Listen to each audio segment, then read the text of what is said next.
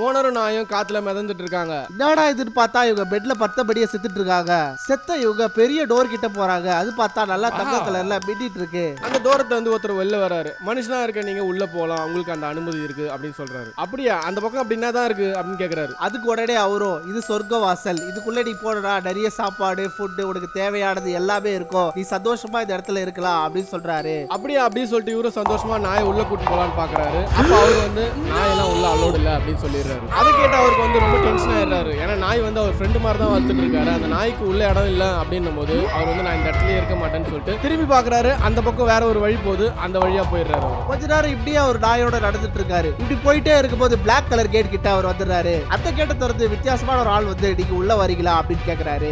அதுக்கு உடனே இவர் வந்து என் நாயை உள்ள விட்டீங்கன்னா நானும் வருவேன் அப்படின்னு சொல்றாரு. அதுக்கு உடனே தாராளமா நீங்க உள்ள வரலாம் உங்க நாயோட சொல்லிட்ட பிறகு இவரும் சந்தோஷமா உள்ள போய் பாக்குறாரு. பார்த்தா அதுதான் சொர்க்கம். ஏன்னா அங்கதான் எல்லாமே சகல வசதியோட இருக்கு. அப்ப அவர்கிட்ட அப்ப அந்த கேட்ல இருக்கிறது என்னன்னு கேக்குறாரு. அவர் சொல்றாரு அது வந்து நரகம்ன்றாரு. உங்களுக்கு நம்மளுக்கு தெரிய வந்துடா, கூடவே இருந்து காப்பாத்துறவங்களை கையை விட்டோம்னா நம்மளுக்கு நரகம் தான். சரி, ஓகே, லைக் பண்ணி சப்ஸ்கிரைப் பண்ணுங்க.